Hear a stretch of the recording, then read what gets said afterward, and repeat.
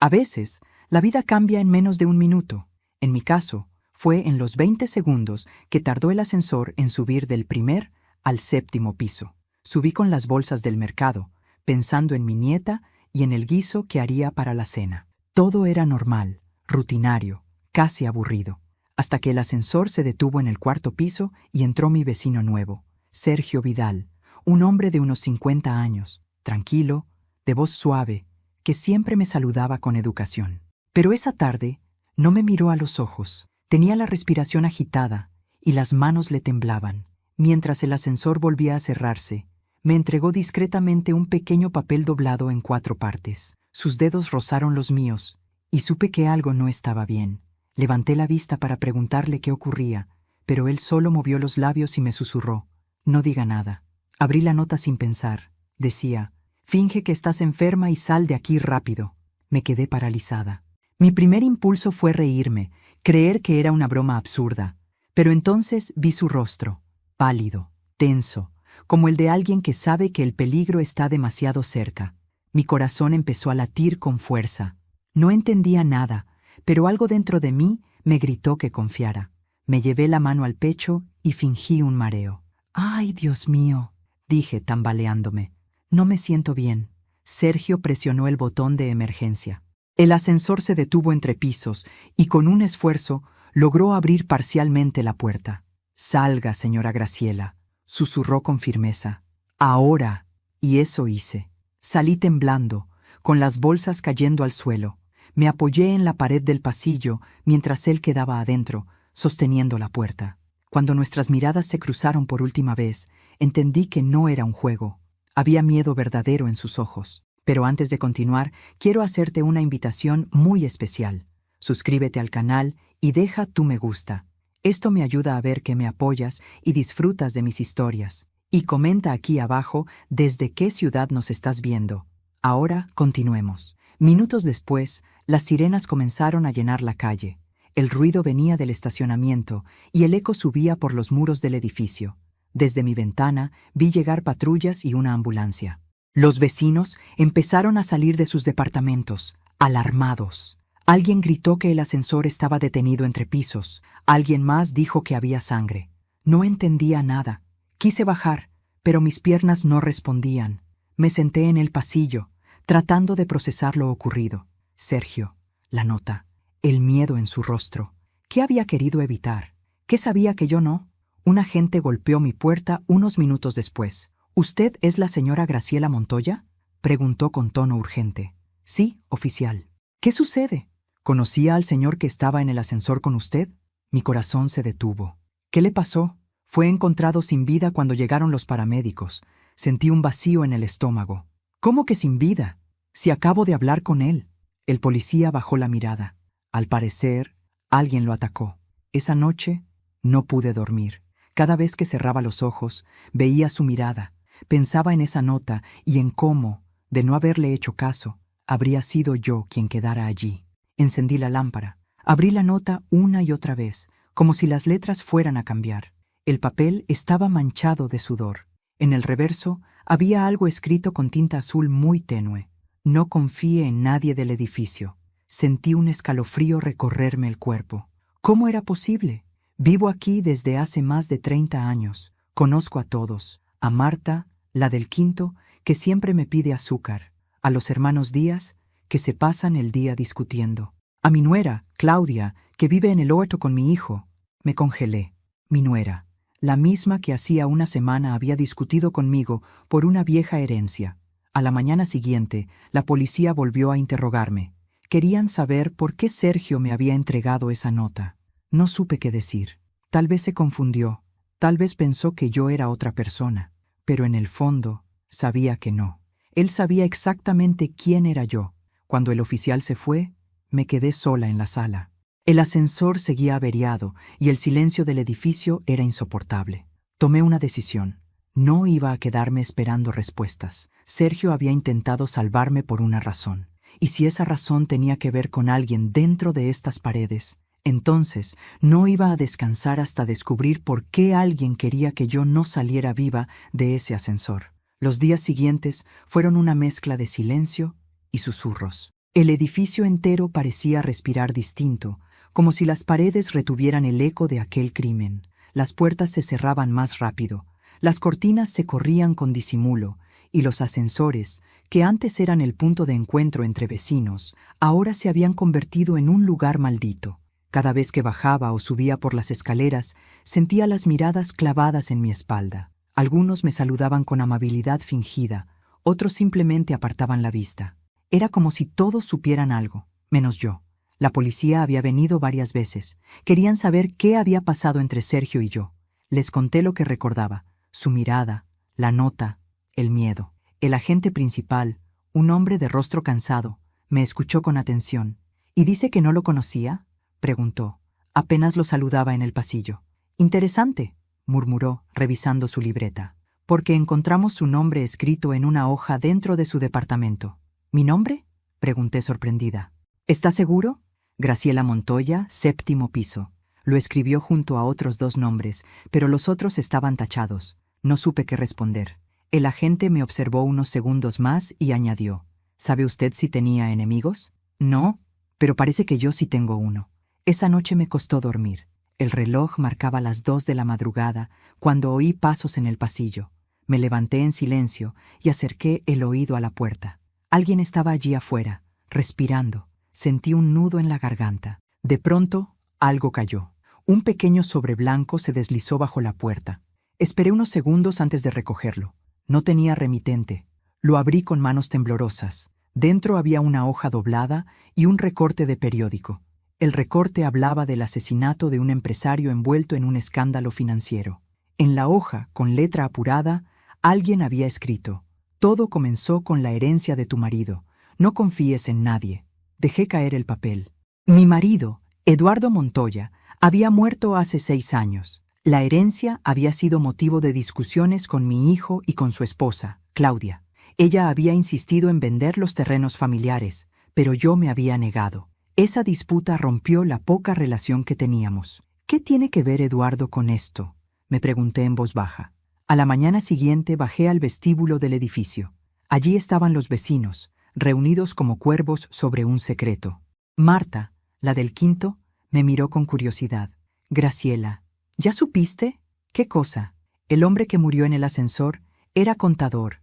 Dicen que trabajaba para una mujer del 8º piso. Sentí un escalofrío. ¿Del 8º?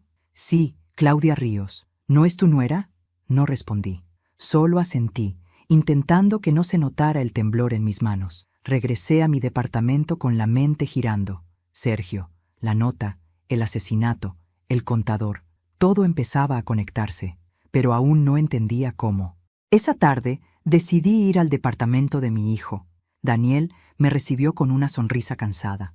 «Mamá, qué sorpresa. Pasa, por favor». La casa estaba impecable, como siempre. Claudia, su esposa, apareció unos segundos después, vestida con una bata de seda, sonriendo con frialdad. «Qué gusto verte, suegra. ¿A qué debemos el honor? Solo quería saber si supieron algo de lo del ascensor», respondí, midiendo mis palabras. «Terrible, sí», dijo ella, fingiendo horror. «Ese hombre era mi contador». Me quedé helada. ¿Tu contador? Sí. Me llevaba algunos asuntos, cosas menores, nada importante. Dijo eso mientras evitaba mirarme a los ojos. Daniel intervino. «Mamá, no empieces, por favor». «No empiezo nada, hijo. Solo pregunto». «De verdad, no hay nada raro», añadió Claudia, sonriendo. «Ese hombre tenía enemigos. No me sorprende que haya terminado así». Me despedí rápido, con el corazón acelerado. No sabía si era mi imaginación, pero había algo en su tono, una seguridad inquietante, como si supiera más de lo que decía.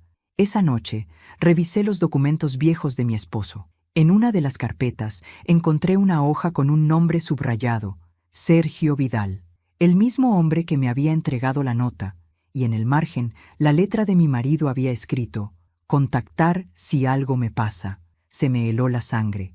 ¿Sergio conocía a Eduardo? ¿Me estaba cuidando por encargo de mi propio esposo? ¿Y Claudia? ¿Qué papel jugaba en todo esto? A medianoche decidí salir al pasillo. No podía dormir. Al llegar al ascensor, vi algo que me heló la sangre. La puerta estaba abierta, aún con las manchas secas del día del crimen. En el suelo, una pequeña mancha de tinta azul. la misma tinta de la nota que Sergio me había entregado. Miré hacia arriba, hacia el piso 8, y por un instante juraría haber visto la sombra de una mujer observándome desde el pasillo superior. Una sombra alta, quieta, con una bata de seda idéntica a la de Claudia. Me retiré despacio, cerré la puerta de mi departamento y aseguré la cerradura.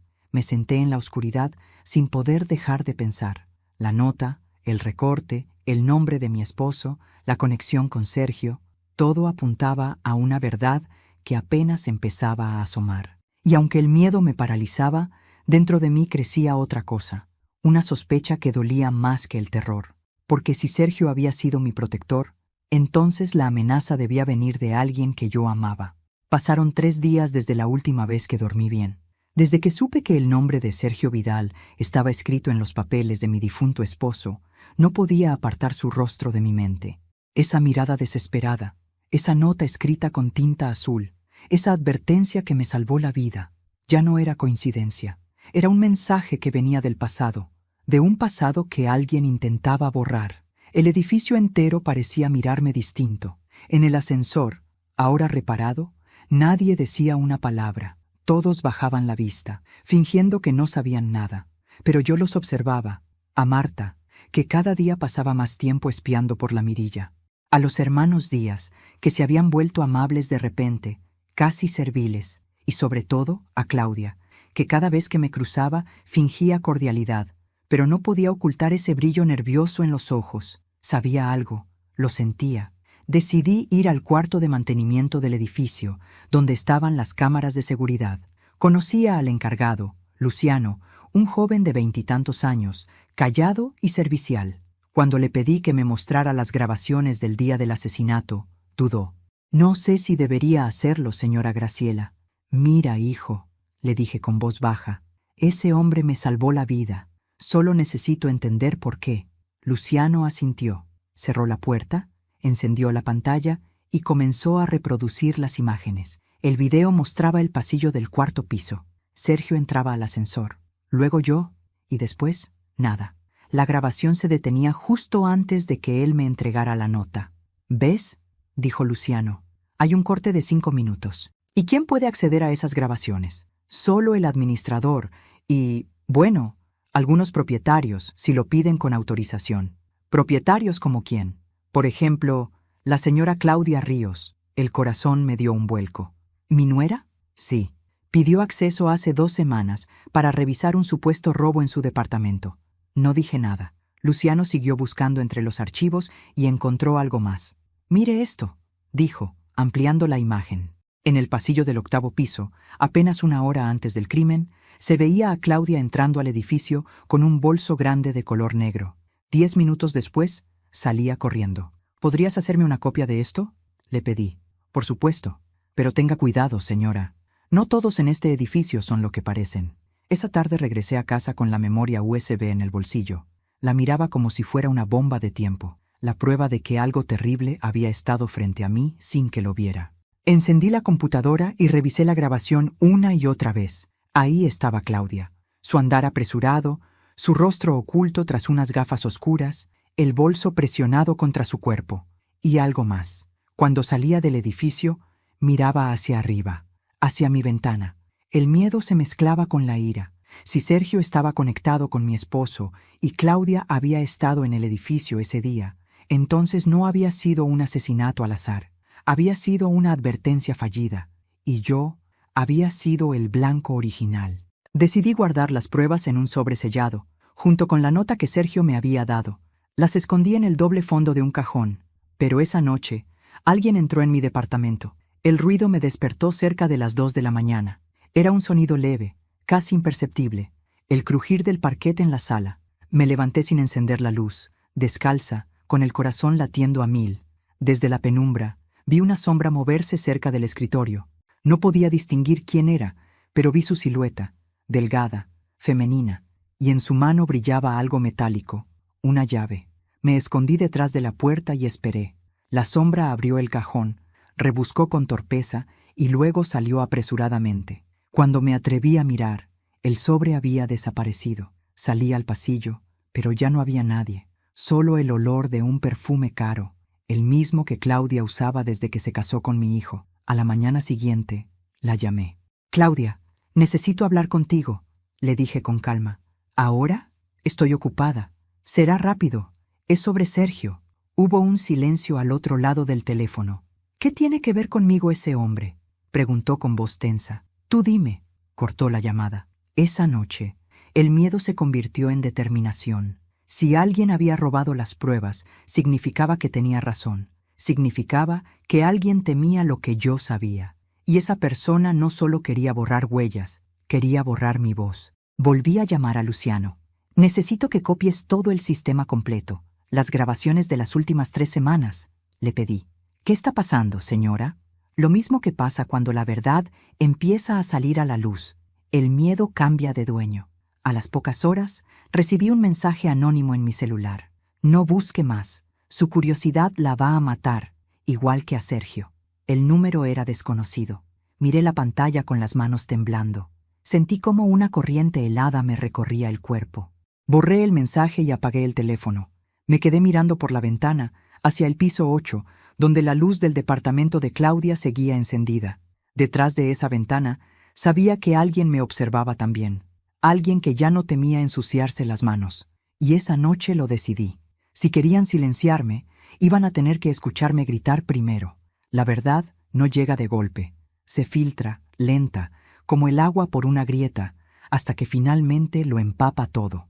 Y cuando ya es demasiado tarde para detenerla, te das cuenta de que aquello que creías tu vida era, en realidad, un escenario donde otros movían los hilos. Después del mensaje anónimo, supe que no podía confiar en nadie. Claudia no contestó mis llamadas. Daniel, mi hijo, seguía sin sospechar nada. Y Sergio seguía muerto. Pero en cada rincón de esta casa, algo me decía que su historia aún no había terminado. Esa mañana fui a la biblioteca de mi esposo. Desde su muerte, no había vuelto a entrar allí. El aire olía a papel viejo y madera. En su escritorio, cubierto con una capa de polvo, había carpetas con su letra inconfundible. Las abrí una a una, hasta que encontré un sobre cerrado con mi nombre. Graciela. Si algo me pasa, busca a Sergio Vidal. Es el único en quien confío. Sentí un escalofrío. Todo estaba conectado. Eduardo lo había conocido, quizá incluso trabajado con él. ¿Pero en qué? Entre los documentos hallé una carpeta más gruesa, marcada con un nombre que ya empezaba a odiar: Claudia Ríos. Dentro había copias de contratos, transferencias y fotografías. Y allí, por fin, la verdad comenzó a tomar forma.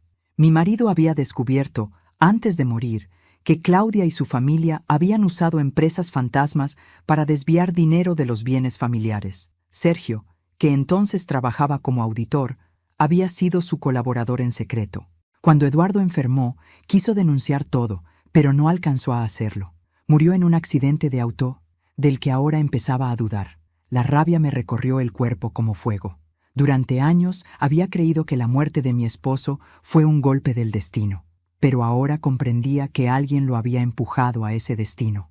Claudia, la mujer que se casó con mi hijo por conveniencia, la que sonreía mientras me robaba, la que tal vez mató a mi esposo y luego quiso deshacerse de mí.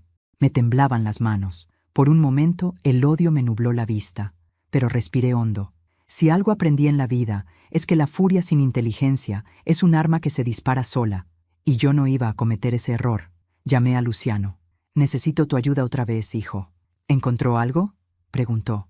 «Demasiado, pero no puedo probarlo sola». Le pedí que viniera esa noche. Trajo su computadora y revisamos juntos las copias de seguridad del sistema. «Mire esto», dijo ampliando una de las grabaciones. La noche anterior al asesinato, alguien entró a la oficina del administrador. «¿Puedes acercar más?». Luciano ajustó la imagen.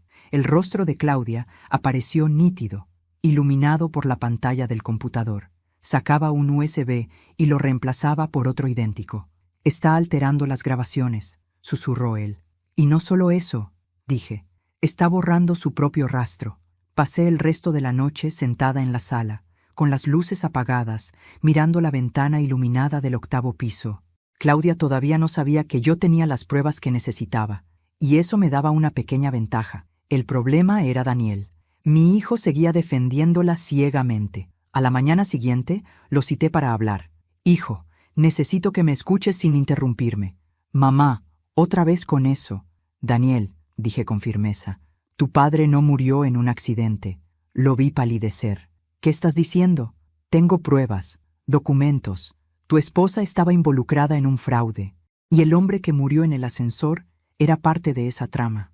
Basta, mamá, gritó, levantándose. No inventes locuras. No inventó nada.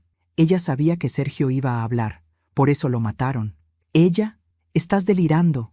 Me miró con furia, pero en el fondo vi algo distinto. Miedo. Miedo a que fuera verdad. Esa noche me llamó Claudia.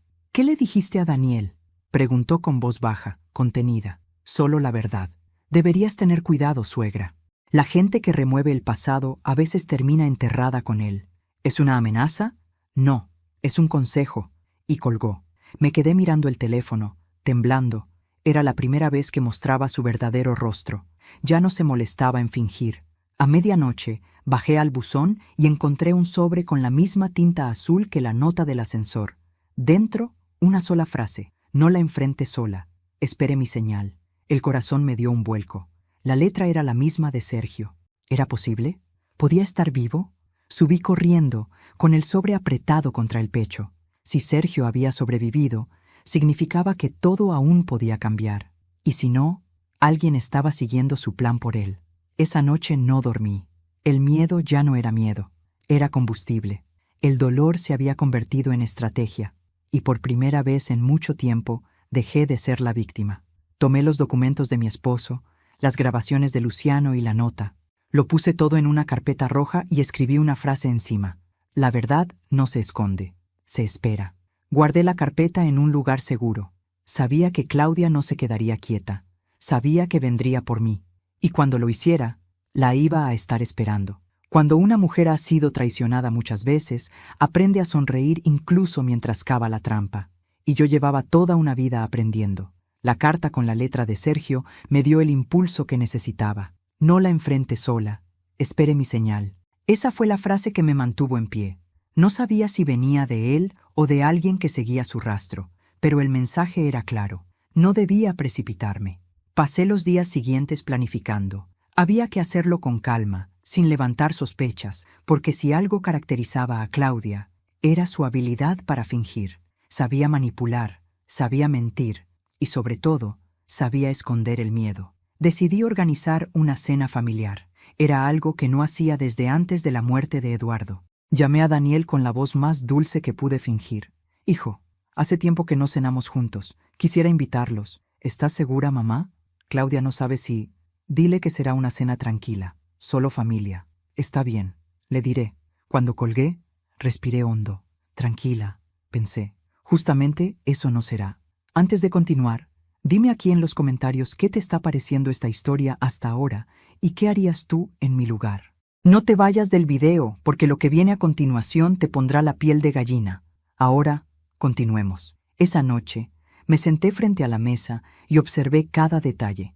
Mantel blanco, copas limpias, velas encendidas. Nada debía parecer fuera de lo normal, pero bajo el mantel, en una carpeta negra, descansaban las pruebas, los documentos que mi marido había guardado, las fotos, las grabaciones y las copias que Luciano había recuperado del sistema. Cuando escuché el timbre, mi corazón dio un salto. Daniel entró primero, sonriendo. Detrás, Claudia, con su vestido rojo y esa mirada calculada que siempre me recordaba a un gato observando a su presa. «Qué lindo todo, suegra», dijo, rozando con los dedos la vajilla. No sabía que aún tenía ganas de celebrar algo. «Siempre hay algo que celebrar, hija», respondí, sobre todo cuando las máscaras empiezan a caerse. Ella sonrió, sin entender, aún. El invitado especial llegó unos minutos después, Luciano. «¿Y este quién es?», preguntó Claudia con tono molesto. «Un amigo de la familia», dije. «Me ha ayudado mucho últimamente».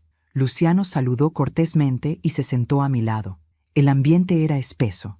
Daniel intentaba romper el hielo con banalidades, pero la tensión se podía cortar con un cuchillo. Comenzamos a cenar. Entre bocados y miradas, yo esperaba el momento justo. Cuando Claudia sirvió el vino, vi sus manos temblar apenas. Era mínima la señal, pero para mí fue suficiente. Sabía que algo la inquietaba. Quizá intuía que ya no controlaba el tablero. Daniel, dije en voz alta, fingiendo una sonrisa. ¿Recuerdas al hombre del ascensor? Él asintió, incómodo. ¿Por qué lo mencionas? Porque me he enterado de algo interesante. Saqué del cajón la carpeta negra y la puse sobre la mesa. Claudia palideció. ¿Qué es eso?, preguntó. La verdad, respondí. Luciano encendió su computadora portátil y proyectó en la pared una imagen, una de las grabaciones recuperadas. En ella se veía claramente a Claudia entrando al cuarto de mantenimiento, reemplazando un USB. Daniel se levantó de golpe. ¿Qué significa esto? Que alguien, respondí, borró las grabaciones que podían demostrar quién mató a Sergio Vidal. Claudia intentó mantener la calma. No sé de qué hablan. Claro que lo sabes, dije, firme. Sergio trabajó con Eduardo. Y cuando tu suegro descubrió tus fraudes, lo hiciste callar. El silencio cayó como un martillazo. Daniel se llevó las manos a la cabeza. Claudia, dime que no es cierto. Por supuesto que no, gritó. Esa grabación es falsa. Luciano la miró sin pestañear. Podría ser, si no fuera porque también tengo los archivos financieros que ella modificó y las transferencias a su nombre. Claudia perdió el color. Intentó levantarse, pero Daniel la detuvo. ¿Qué hiciste, Claudia?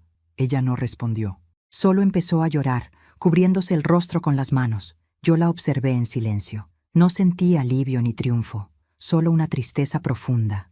Había amado a esa mujer como a una hija, y ella me había devuelto veneno. Pero la justicia, aunque tarde, llega. El teléfono de la sala sonó de pronto. Luciano contestó y me lo pasó. Para usted, señora. Al otro lado, una voz desconocida dijo, ya está hecho. El expediente fue entregado. Ella no saldrá del país. Colgué sin decir palabra. Claudia me miró aterrada. ¿Qué hiciste? Nada que no merezcas, respondí. Solo devolví el favor que me diste en el ascensor. Daniel, en shock, se dejó caer en la silla. Claudia comenzó a gritarle que todo era mentira, que yo la estaba manipulando, que lo perdería todo. Pero él ya no la escuchaba. Solo repetía, tú lo mataste, tú lo mataste. Ella se derrumbó, llorando, y en ese momento supe que había terminado. Esa noche, cuando se la llevaron los agentes, el edificio entero salió al pasillo. Nadie decía nada. Solo observaban cómo la mujer del vestido rojo bajaba las escaleras esposada. Luciano se acercó y me dijo, «Hizo lo correcto, señora». «No», respondí. «Hice lo necesario». Cuando cerraron la puerta y el silencio volvió, miré al techo, a las cámaras y susurré, «Gracias, Sergio». Porque aunque nunca volví a verlo, entendí que él fue la primera ficha en un plan que empezó mucho antes de que yo lo supiera. Pasaron 3 días desde la noche de la cena. 3 días en los que no dormí, no comí y apenas hablé con nadie. El edificio, antes lleno de murmullos, ahora parecía respirar en silencio. Nadie mencionaba el nombre de Claudia. Nadie se atrevía.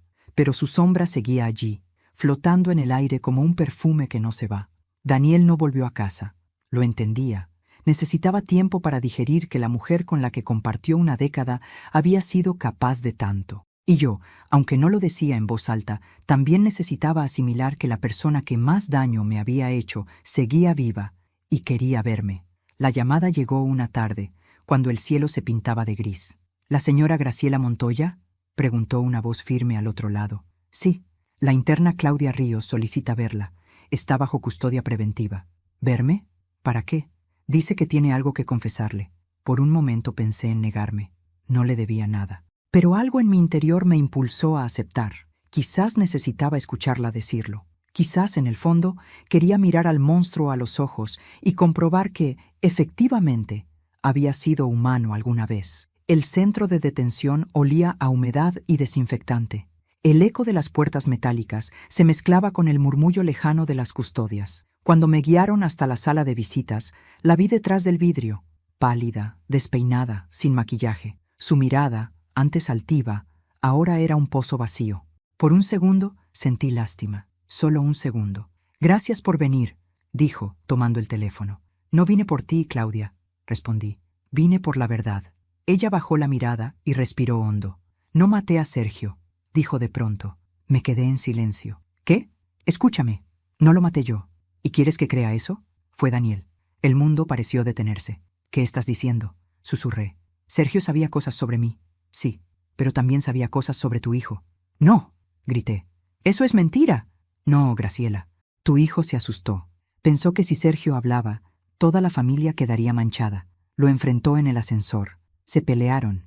El golpe fue más fuerte de lo que esperaba. Yo llegué después. Me quedé paralizada. ¿Por qué inventar eso ahora? Porque no me conviene morir sola, respondió mirándome con un brillo helado en los ojos. La custodia golpeó la puerta, pero pedí unos minutos más. Necesitaba entender si lo que acababa de oír era una mentira más o la pieza que faltaba del rompecabezas. Claudia continuó con la voz casi temblorosa. Yo intenté cubrirlo, borré las grabaciones, manipulé los archivos, pero todo fue por él, Graciela, no por mí. ¿Y por qué confesar ahora? Porque él no tardará en hundirte a ti también. Lo conozco. Es débil. No soportará la culpa. Me quedé mirando su rostro.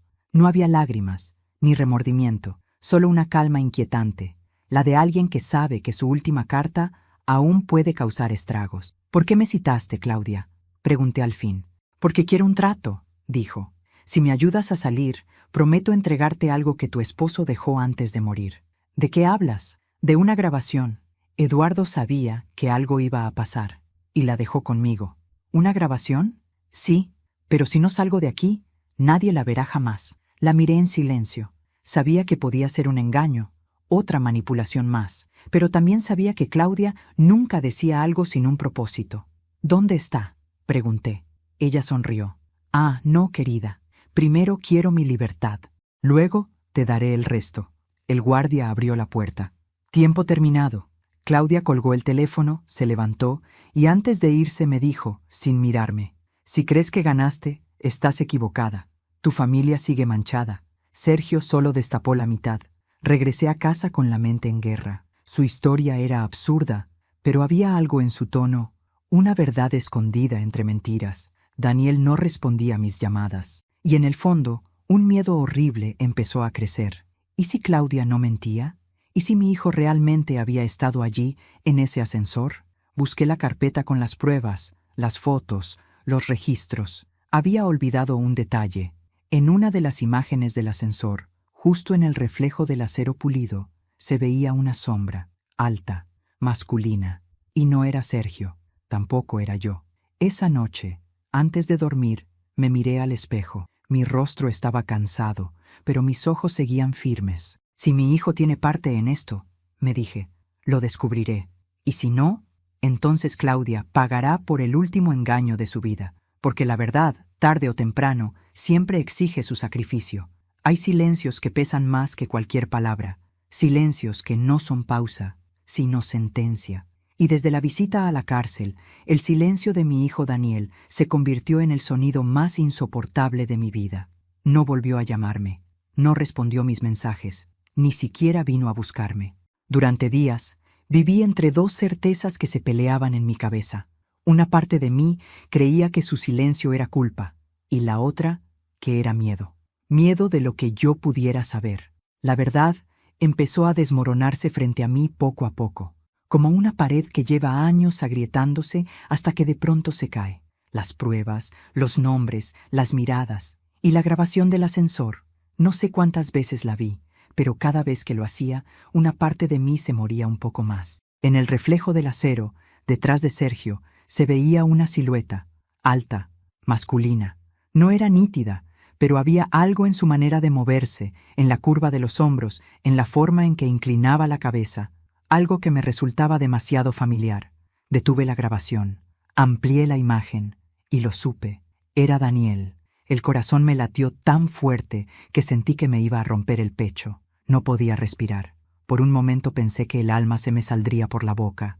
Claudia no había mentido. Al menos, no del todo. Esa noche, la casa se sentía más fría que nunca. Me quedé despierta en la sala, con las luces apagadas, mirando la lluvia golpear los vidrios. Cada gota que caía me recordaba una mentira, una traición, una palabra que preferí no escuchar cuando todavía podía hacerlo. Cuando Daniel era niño, siempre venía a mi cama cuando tenía pesadillas. Se acurrucaba a mi lado y me decía, «Mamá, no dejes que me lleve el hombre de los ojos oscuros». Y yo le acariciaba el cabello y le susurraba, «Mientras yo respire, nadie te hará daño».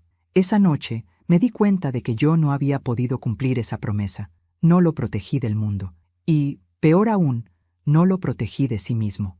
Cerca del amanecer sonó el timbre. Me sobresalté. Fui hasta la puerta con el corazón desbocado. Cuando la abrí, Daniel estaba ahí, despeinado, ojeroso, con la mirada perdida. Parecía no haber dormido en días. «Mamá», dijo con un hilo de voz, «necesito hablar contigo». Por un instante, quise cerrarle la puerta, no porque no quisiera verlo, sino porque no sabía si tenía la fuerza para escucharlo. Pero al final, el amor puede más que la rabia. «Pasa», susurré. Se sentó en el sofá, con las manos entrelazadas. Ninguno de los dos habló durante varios minutos. Solo se escuchaba el tic-tac del reloj, marcando la distancia entre lo que fuimos y lo que ya no seríamos. «Claudia te dijo algo, ¿verdad?», preguntó al fin. «Sí, y quiero escucharlo de ti». Guardó silencio. Respiró hondo. Me miró con los ojos enrojecidos. Fue un accidente. Esa frase, tan corta, me destruyó. Me hundí en la silla. Quise creer que lo había oído mal, pero no. Daniel se llevó las manos al rostro. «Sergio vino a buscarme», dijo entre sollozos. Me dijo que tenía pruebas, que iba a revelar todo lo que Claudia estaba haciendo, que si no cooperaba, iba a arruinar mi carrera, mi nombre, todo. «¿Y tú qué hiciste?» Fui a enfrentarlo.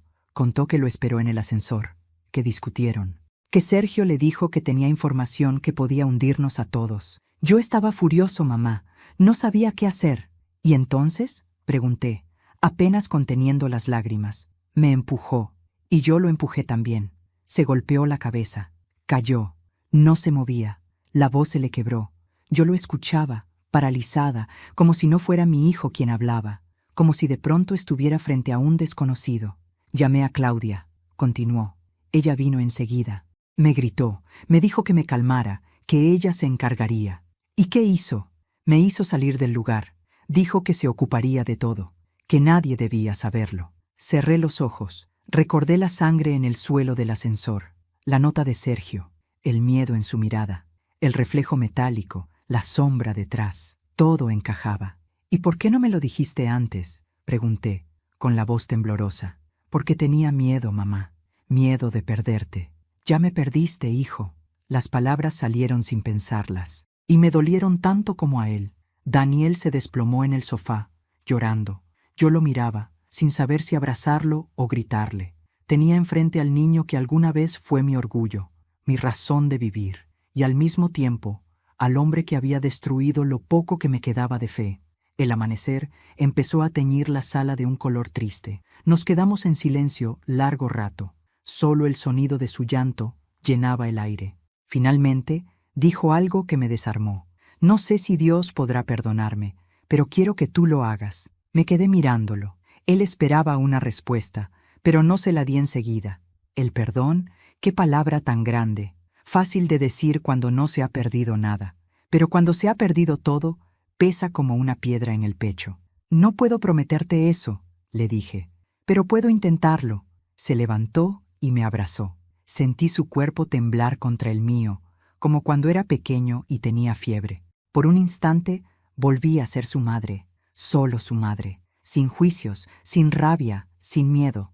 Pero en algún rincón de mi alma, una voz susurraba que el amor no debía cegarme otra vez, porque si lo amaba de verdad, debía dejarlo enfrentar lo que hizo. Nos separamos en silencio. «Claudia te manipuló», le dije, «pero eso no te absuelve».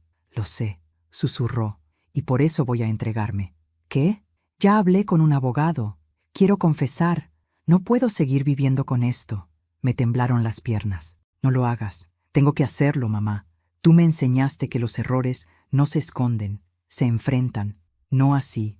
No hay otra forma». Sus ojos estaban llenos de lágrimas, pero también de una paz que no había visto en años, y entendí que ya no podía detenerlo. Esa noche, después de que se fue, la casa volvió a quedar en silencio. Un silencio nuevo, distinto. No era el de la culpa ni el de la tristeza.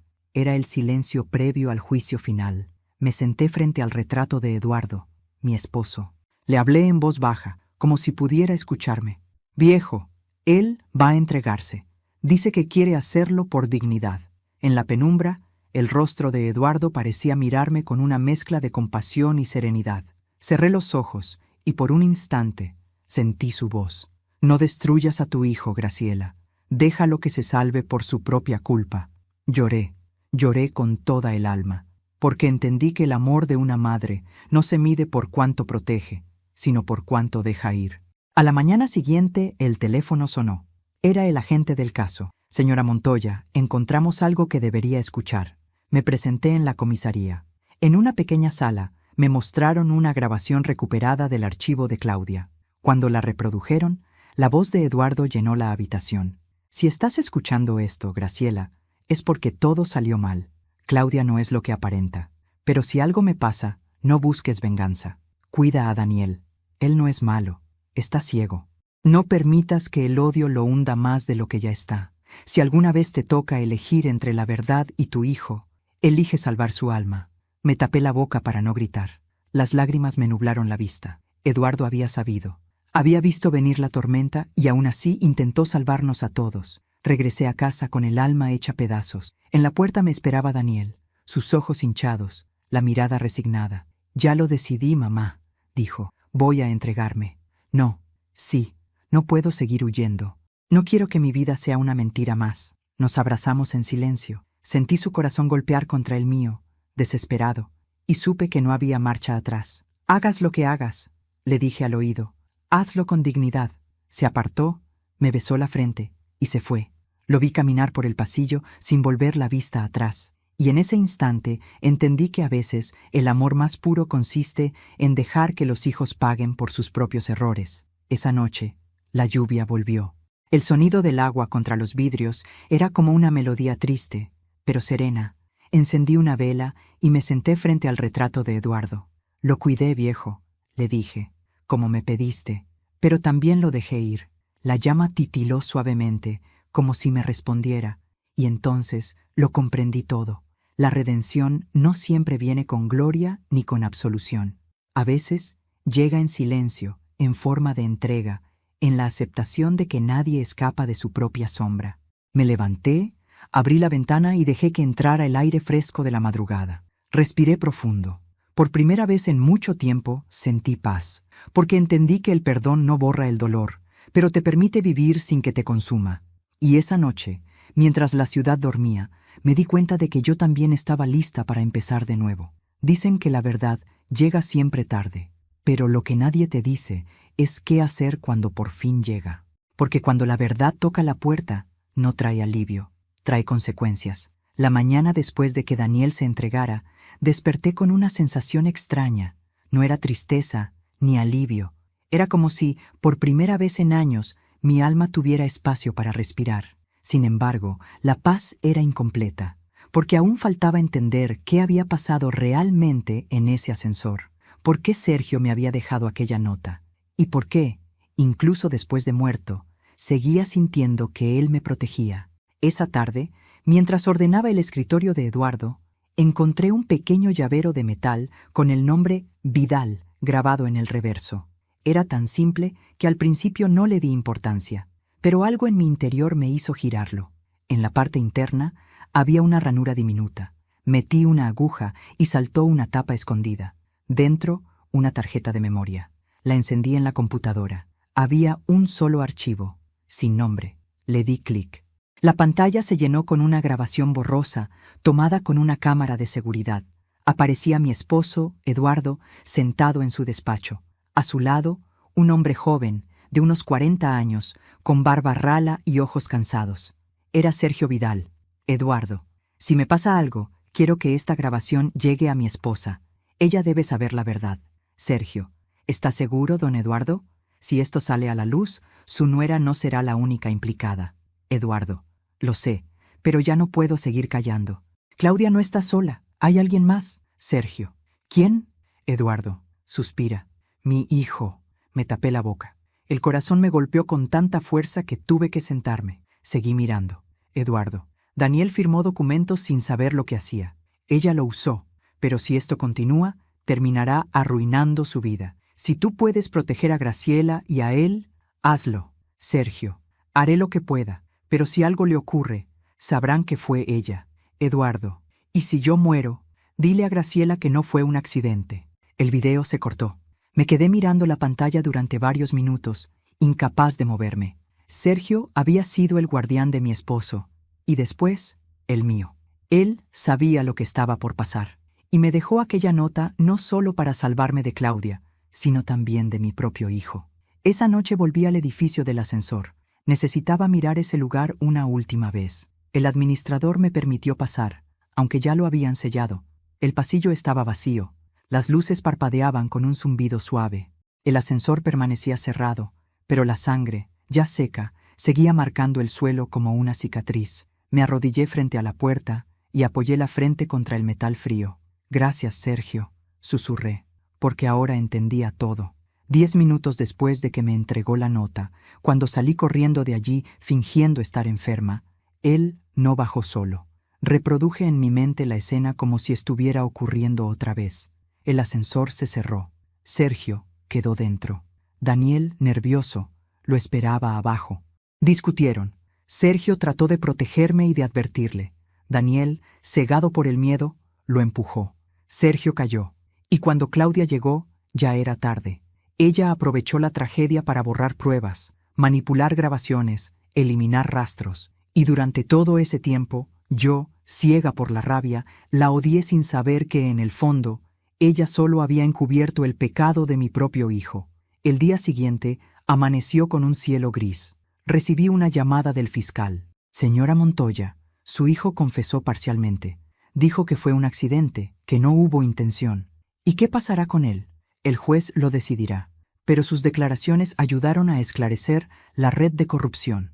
«Gracias a usted, el caso se cerrará con justicia». Colgué el teléfono sin decir nada. Justicia. Qué palabra tan vacía cuando ya se ha perdido todo.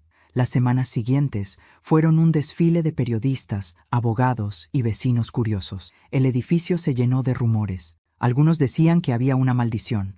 Otros, que la vieja del 7º piso, yo, era una bruja vengativa. Aprendí a no escuchar. La gente siempre busca entretenimiento en el dolor ajeno. Pero una mañana, al bajar al buzón, encontré un sobre sin remitente. Dentro había una sola hoja. «Gracias por creer en mí hasta el final.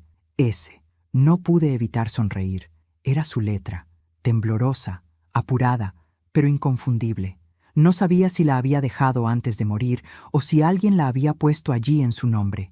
Pero en el fondo, no importaba. Era el cierre que necesitaba. Con el tiempo, Daniel fue condenado a una pena reducida. El juez consideró que no hubo intención de matar. Yo asistí al juicio cada día, sentada en la última fila. No para juzgarlo, sino para acompañarlo, aunque él no siempre se atrevía a mirarme. Durante su última declaración, dijo algo que me hizo llorar. «No pido clemencia, solo quiero que mi madre sepa que todo lo que soy, lo bueno y lo malo, lo aprendí de ella».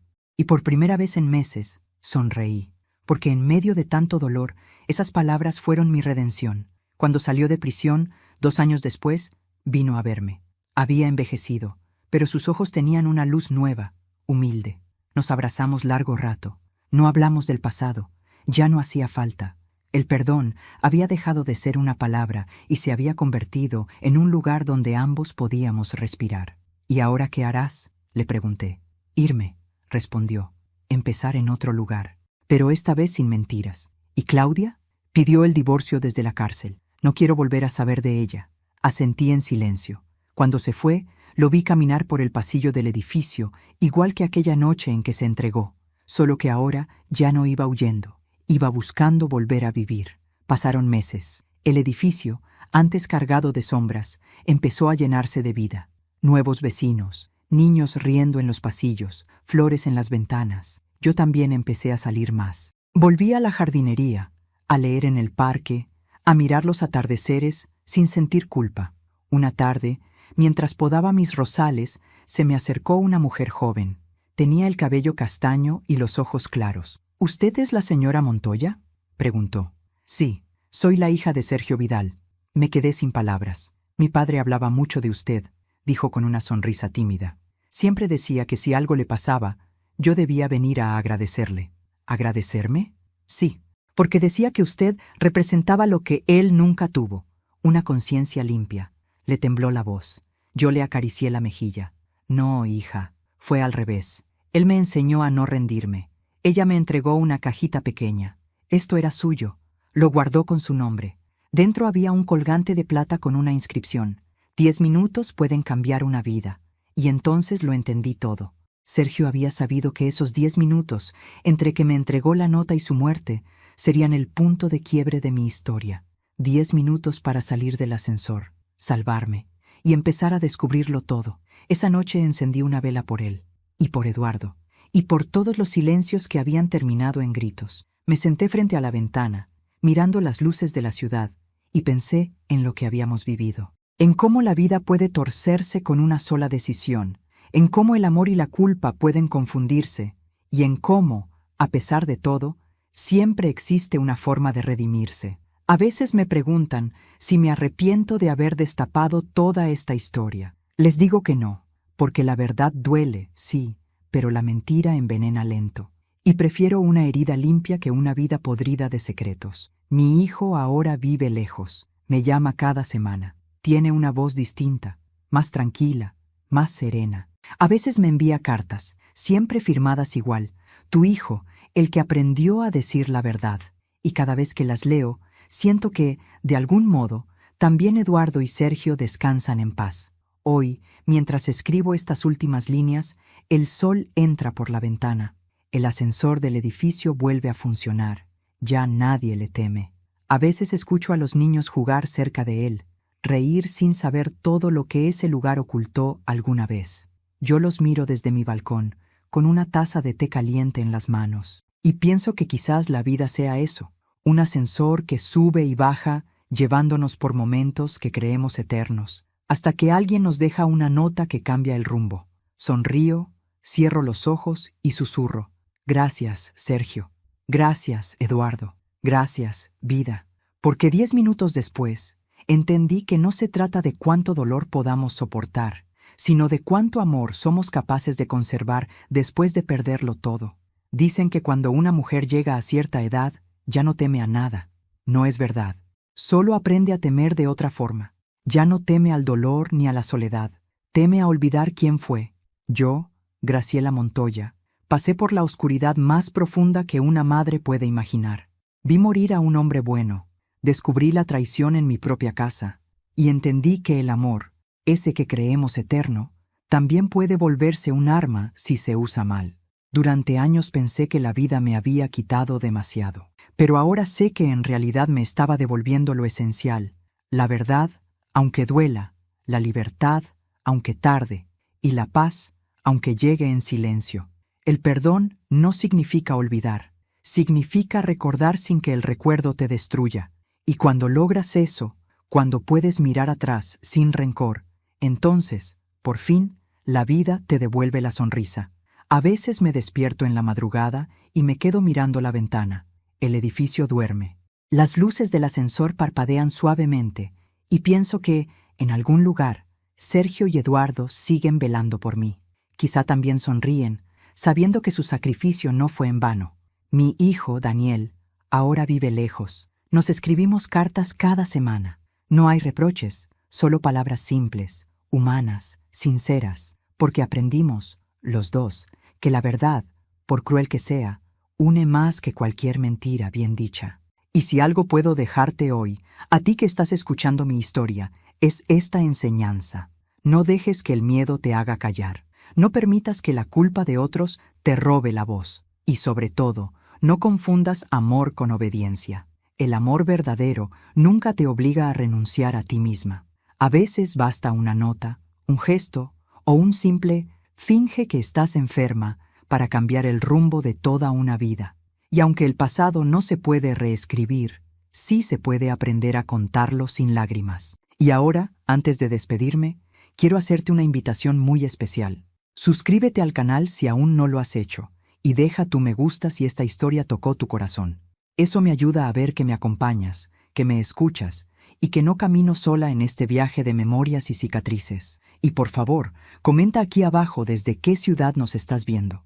Me encantará leerte, saber desde dónde llega tu voz, porque cada historia, cada comentario, es una prueba de que todavía hay personas que sienten, que lloran y que creen en la fuerza de la verdad. Soy Graciela Montoya, y esta fue mi historia, una historia de dolor, redención y amor verdadero. Gracias por escucharme. Gracias por quedarte hasta el final. Y recuerda, la verdad puede tardar, pero siempre llega.